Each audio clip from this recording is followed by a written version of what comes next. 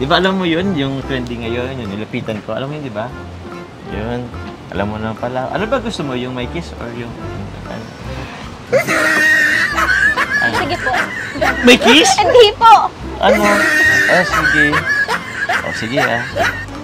Alam mo yun? Aralin mo na natin. Pero feeling ko naman, alam mo naman na yun.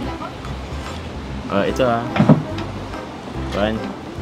Ako na muna, di ba kuya? Dahil na muna siya mapahiling, di ba? O, sige. Sige, sige. Ikaw na muna. Tapos, mag-ganon ako. Sige. Tali. O, tali. Ito na pisa.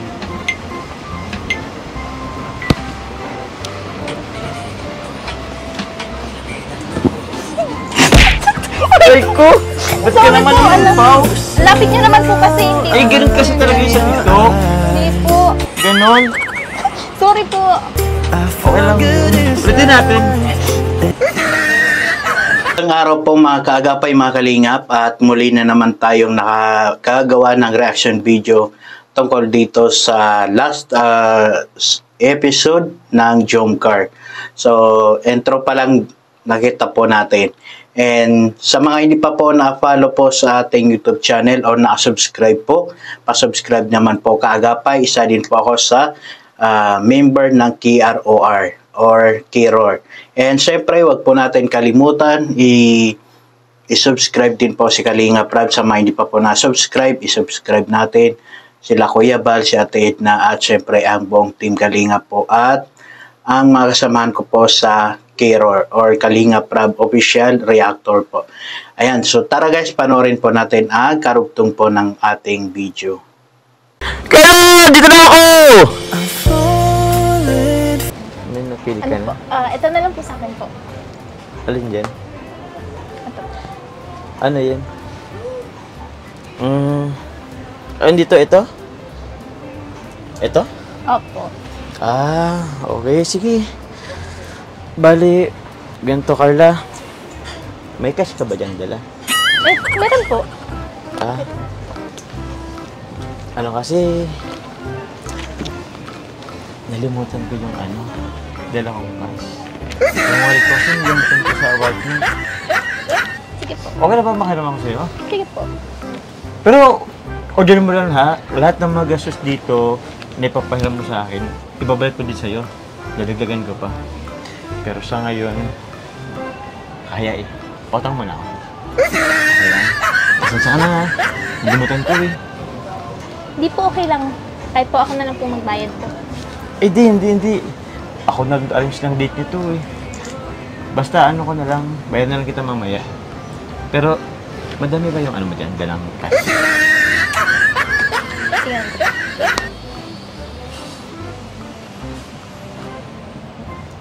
Ay, mga ano lang po. 450. 450? Opo. 450 pesos? Opo. Hindi umabot 1,000? Sige. Okay naman ito yan. Pero, sige, bala na. Sa bagay, andyan naman si Kuya David mo. Pag kinapos, saka na ako utang. Pero, anong tawag mo na pala? Ano ba gusto mo? Yung may kiss or yung... Ano? Sige po. May kiss? Hindi po. Ano? Ah, sige. O, sige ah. Alam mo yun? Aralin mo na natin. Pero feeling ko naman, alam mo naman na yun. O, ito ah. One. Ako na muna, di ba kuya? Dahil na muna siya mapahiling, di ba? O, sige. Sige, sige. Ikaw na muna. Tapos, mag-ganon ako. Sige. Tali. O, tali. Ito na pisa.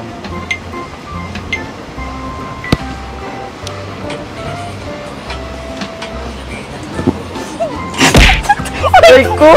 Ba't ka naman pause? Lapit niyo naman po kasi. Ay, ganun kasi talaga yung sa TikTok. Hindi po. Ganon. Sorry po. Okay lang. Ulitin natin. Ising ka. Sige na. Wait lang. Ulitin natin ha. Huwag po kasi masyadong malapit. Okay. Gusto mo ano ito? Subuhan kita. Ito na lang po. Madali lang. Wait, dyan mo lang muna. Try lang naman. Hindi po, ako na lang po. Kaya ko na lang. Subo lang naman ako. Harap. yung mango shake mo, pwedeng makihati rin ako dyan. Sige po, basta kuha po kayo ng bagong stock. Okay naman, wala ka namang ano. Pwede naman tayo mag-share sa isang straw. Oo na, sige na.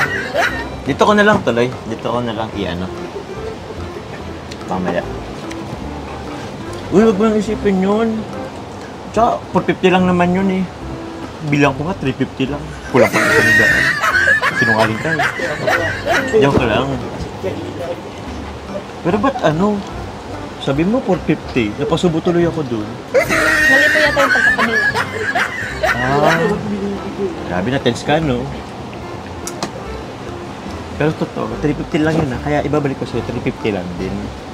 Hindi 450, Mga next week, dadagdagan ko naman yun. Opo. Pero, gawin na lang natin, buuin natin 500 rin. Para naman, sumaya ka na. Lungkot mo, Hindi po, libre ko na nga lang po yan. Hindi pwede, kasi ako naman nagaya ng date na to. Tapos ka na ba? Ano punta tayo dyan sa labas? Napanood nga po natin mga kaagapay, mga kalingap. And ito yung sinasabi ng ibang viewers po ng Jomcar or ng Kalingap na hindi daw nakakakilig. Actually, nakakakilig po ang episode na rin po ito, 'di ba? Although hindi naman masyadong yung masasabi natin na medyo may moment na talagang nakakakilig.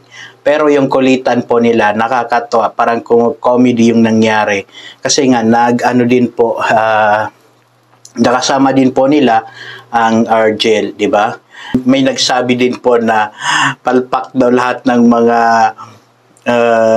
galawan ngayon ni Papa Joms, hindi daw umobra, which is true naman kasi lahat ng para-paraan step niya ay hindi nasang-ayunan po ni Carla. And doon din po may isa din pong nag-comment regarding doon sa sinabi ni Papa Joms kung pwede ba daw maging Jowa of Daddy Challenge po si Carla, which is umayaw po si Carla.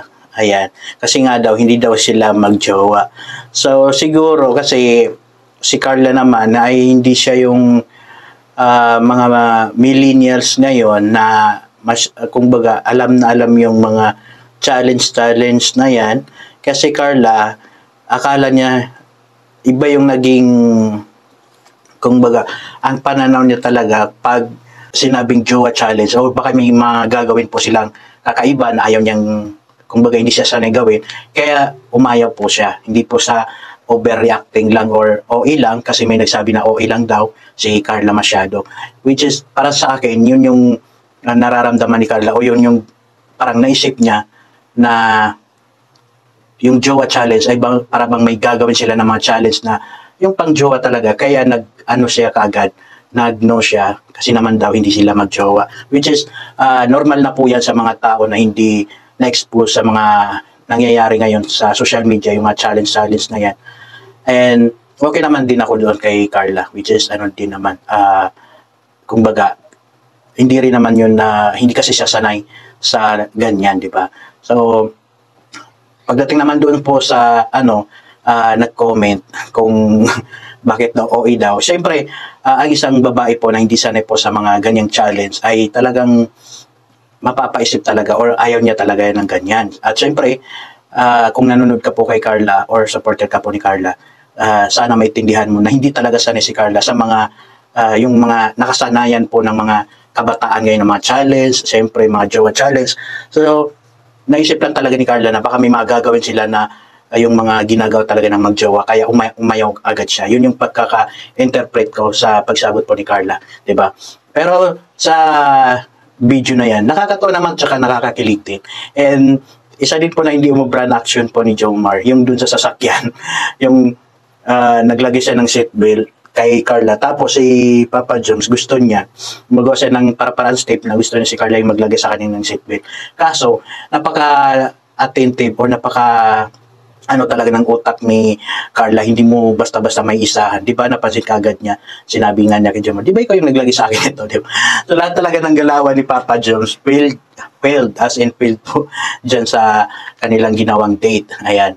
Pati doon sa, mag-order sila ng pagkain. Hindi dala ni Papa Jones yung pera niya. So, di ba? Kung baga, mali na rin yun. Ay, kung baga, failed na yun. Kasi dapat magyayaya ka ng date. Talagang kailangan, pinapriority mo talaga, dadalhin mo yung pera mo. Yun yung huwag mong kakalimutan. And, yun na nga, buti na lang may pera din po si Carla. Pero in realidad, bilang isang lalaki, pag magyaya tayo ng date, kailangan talaga wag mong kakalimutan yung pera kasi siyempre alangan na ikaw katulad niyan, yung babae yung manlilibre sa'yo, di ba? So, minus na yun sa kung nanliligaw ka pa lang, minus na yun sa points, di ba? At saka nakakahiya din po sa party ng lalaki na ikaw yung ililibre ng babae, which is kahit sabihin mo na uutangin mo yun, pero bilang bilang lalaki, turn off na yun sa isang babae. So, basta yun lamang po ang masasabi ko sa mga supporters po ng Jomcar community. Maraming salamat po sa patuloy po na pagsuporta po sa Jomcar. Ayan, side po ni Papa Jones, medyo tagilid siya sa mga galawan po niya. Pasensya na lang kasi matalino po si Carla at mabilis siyang makahalata, di ba? And doon din siya, yung nag-TikTok sila, di ba? So, kagandahan, mapapansin po natin na sa mga bawat bitaw po ni Carla ng masasabi niya, kahit na pag alam niya na medyo nakasakit siya or naka-open siya, magsusorry ka agad. So, grabe. Diyan pa lang po mapapansin mo kung gaano kabait at gaano kagalang na tao si Carla. Di ba?